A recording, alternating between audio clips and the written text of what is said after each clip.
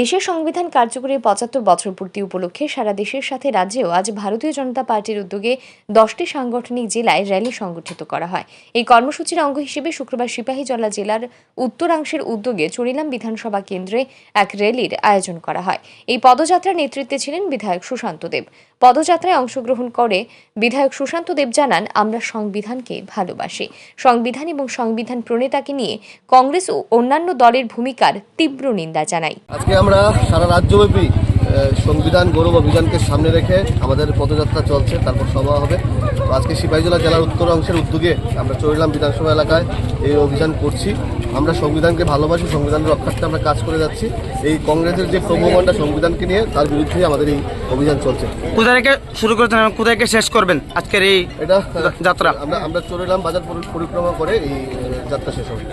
BJP Sepahijala জেলা উত্তরাংশের উদ্যোগে আয়োজিত এই পদযাত্রায় কর্মী সমর্থকদের উপস্থিতি ছিল লক্ষণীয়। এদিন ভারতীয় জনতা পার্টির ত্রিপুরা প্রদেশ কমিটির অন্তর্গত 10টি সাংগঠনিক জেলাতে এই উপলক্ষে পদযাত্রা সংগঠিত করা হয়। ব্যুরো রিপোর্ট, আর ই নিউজ।